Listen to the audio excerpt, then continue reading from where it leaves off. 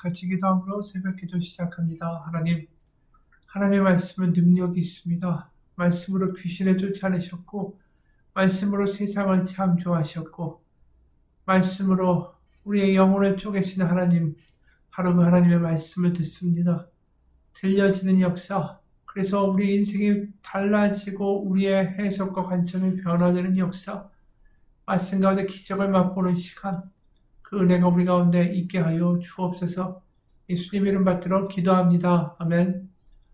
오늘 말씀은 누가복음 21장 5절에서 19절까지의 말씀입니다. 누가복음 21장 5절에서 19절까지의 말씀입니다. 어떤 사람들이 성전을 가리켜 이 아름다운 돌과 헌물로 꾸민 것을 말하며 예수께서 이르시되 너희 보는 이것들이 날이 이르면 돌 하나도 돌 위에 남지 않고 다 무너뜨려 지리라. 그들이 물어 이르되 선생님이여 그러면 어느 때에 이런 일이 있겠사오며 이런 일이 일어나려 할 때에 무슨 징조가 있사오리이까. 이르시되 미혹을 받지 않도록 주의하라. 많은 사람이 내 이름으로 와서 이르되 내가 그라하며 때가 가까이 왔다 하겠으나 그들을 따르지 말라. 난리와 소요의 소문을 들을 때 두려워하지 말라. 일이 먼저 있어야 하되 끝은 곧 되지 아니하리라. 또 이르시되 민족이 민족을 나라가 나라를 대적하여 일어나겠고 곳곳에 큰 지진과 기근과 전염병이 있겠고 또 무서운 일과 하늘로부터 큰 징조들이 있으리라. 이 모든 일 전에 내 이름으로 말미암아 너에게 손을 대어 박해하며 회당과 옥에 넘겨주며 임금들과 집권자들 앞에 끌어가느니와 이리 도리어 너희에게 증거가 되리라. 그러므로 너희는 변명할 것을 미리 궁리하지 않도록 명심하라. 내가 너의 모든 대적이 능히 대항하거나 변박할 수 없는 구변과 지혜를 너에게 주리라. 심지어 부모와 형제와 친척과 벗이 너희를 넘겨주어 너희 중에 며칠 죽이게 하겠고 또 너희가 내 이름으로 말미암아 모든 사람에게 미움을 받을 것이나 너의 머리털 하나도 상하지 아니하리라. 너의 인내로 너의 영혼을 얻으리라. 아멘. 오늘은 성전이 무너질 것을 예수님이 직접적으로 예고를 하시죠. 그리고 이 환란의 징조를 이야기하십니다. 그 당시에 누구도 이렇게 근사하고 웅대한 규모의 성전이 다 불타고 무너질 것이라고 예상한 사람은 아무도 없었습니다. 당시 고대 근동에서 이 헤롯이 지은 이 성전의 규모가 너무 대단했기에 그 사방에서도 그런 건축물의 위형을 보려고 오는 사람들이 꽤 많을 정도였기 때문입니다. 성전을 이 이방인의 헤롯이 이렇게 크게 짓게 되는 이유는 하나입니다. 자신이 유대인의 이렇게 종교를 굉장히 자기가 잘 대우하고 자기가 이 종교를 탄압하지 않으며 또 자신이 이렇게 웅대하게 건물을 지을 수 있는 재정적인 능력과 기술을 가지고 있는 왕이다라는 것을 광고하는 거죠. 그래서 이방인이지만 유대인을 다스리는 데 있어서 굉장히 이 능수능란한 하나의 도구로서 성전을 지어준 것입니다. 그리고 로마 정권 역시 그 당시에 다신교를 허용했기 때문에 우리가 로마 그리스 시대만 봐도 신들이 얼마나 많습니까? 그 중에 하나의 신으로 여호와 신을 로마 제국도 인정했기 때문에 그렇기 때문에 뭐 그런 신전을 만드는 일 자체가 로마 정부에 있어서는 그렇게 큰 걸림돌이 되는 게 아니었죠. 그래서 이러한 성전을 짓고 나서 그럼 잘 됐겠습니까?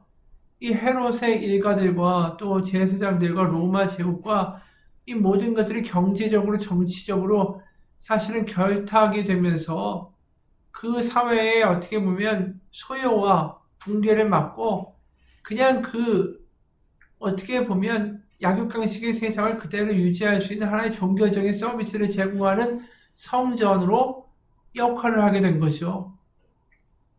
그런 종교는 사실상 어떻게 보면 체제 유지를 위한 하나의 도구일 뿐이고 타락하고 퇴색하고 경제적으로 변질될 뿐입니다.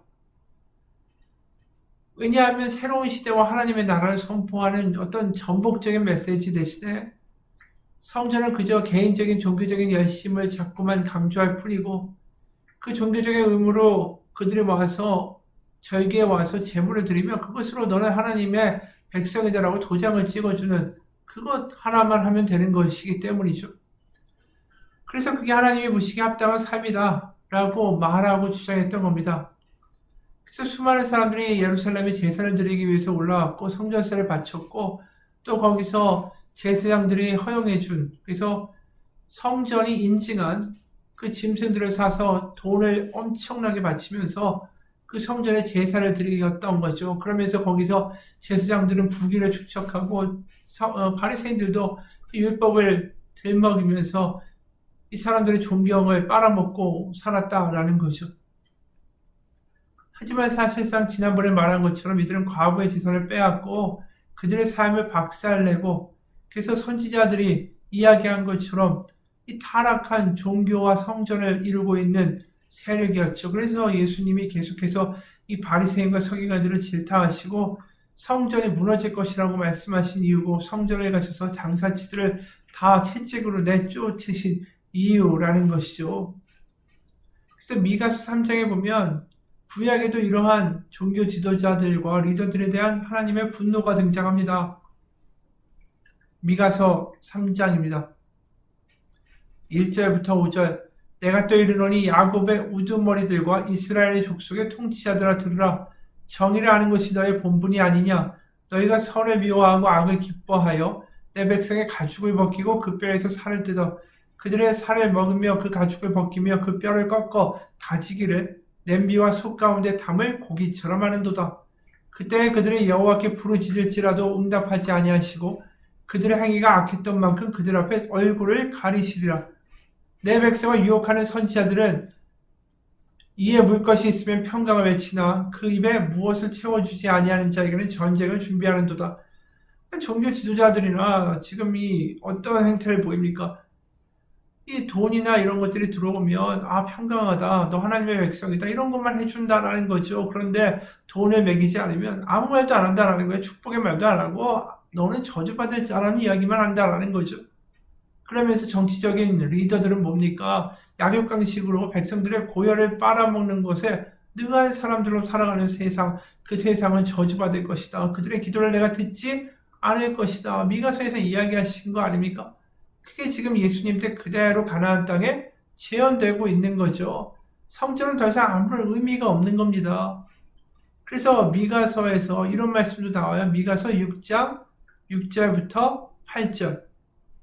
미가서 6장 6절부터 8절. 내가 무엇을 가지고 여호와 앞에 나아가며 높으신 하나님께 경배할까? 내가 번제물로 1년 된 송아지를 가지고 그 앞에 나아갈까? 여호와께서 천천의 순양이나 만만의 강물 같은 기름을 기뻐하실까? 내 허물을 위하여 내 맏아들을 내 영혼의 죄로 말미암아 내 몸에 열매를 드릴까? 사람아, 주께서 선한 것이 무엇임을 내게 보이셨나니 여호와께서 너에게 구하시는 것은 오직 정의를 행하며 인자를 사랑하며 겸손하게 내 하나님과 함께 행하는 것이 아니냐. 그러니까 사회는 개판인데 그 성전에 와서 아무리 많은 재물을 바친다고 해도 그게 무슨 의미가 있겠느냐라는 거죠. 예수님 당시에도 마찬가지였어요. 유월절 당시가 오게 되면 수만 마리의 양이 성전에서 도살을 당하고 그 피가 아주 철철 흘러서 그렇게 제사를 드리고 있었던 때라는 거죠. 제사 열심히 했지만 이들이 결국 어떻게 했습니까? 하나님의 아들인 예수님을 십자가에 못 박아 죽인 거 아닙니까? 그러니까 이들이 드린 제사가 아무 의미가 없는 거예요. 빛이 오니까 오히려 어둠이었던 이들이 발악을 한 거죠. 진리가 오니까 그들의 거짓과 위선이 폭로되니까 가만히 있을 수가 없으니까 예수님을 죽이려고 드는 거 아닙니까? 예수님 선지자같이 계속 구약에 나와 있는 선지자와 같은 말씀을 하면서 지도자들과 성전을 정말 비난하시니까, 그러면서 구약에 아까 읽었던 미가서에서 결국 이렇게 살아가는 이 이스라엘의 지도자들과 종교 지도자들이요 패망할지어다, 남유다는 결국 멸망하게 될 거다라는 미가 선지자의 예언처럼 똑같은 방식으로 지금 예수님이 멸망을 선포하시는 거예요.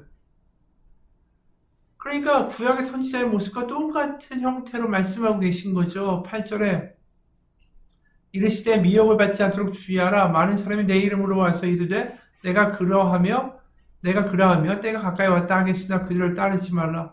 난리와 소요의 소문을 들을 때 두려워하지 말라. 이 일이 먼저 있어야 하되 끝은 곧 되지 아니하리라. 결국 예루살렘 이렇게 엉망인데 결국 망하게 될 것이다. 실제로 망하게 되죠. 주 70년에 로마의 침략에 의하여 예루살렘은 완전히 초토화됩니다.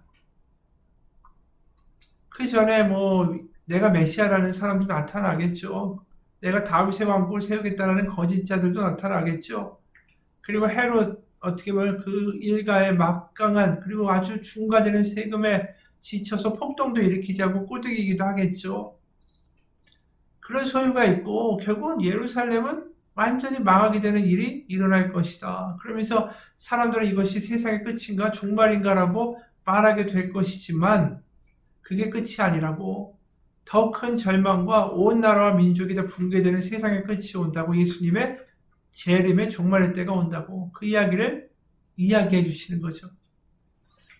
그래서 세상의 종말의 때가 이르면은 성전에 무너진 그 다음에 진짜 종말이 오게 되면 10절 또 이르시되 민족이 민족을 나라가 나라를 대적하여 일어나겠고 곳곳에 큰 지진과 기근과 전염병이 있겠고 또 무서운 일과 하늘로부터 큰 징조들이 있으리라. 이상기후가 나타나고 지진이 일어나고 전염병이 돌고 그러면서 여러 징조들이 나타나게 될 거고 여러 민족과 민족들이 다투면서 서로 경제적이고 정치적이고 또 군사적인 대립이 나타날 것이고 그날에 어느 날 예수님의 재림, 종말의 때가 오게 될 것이다.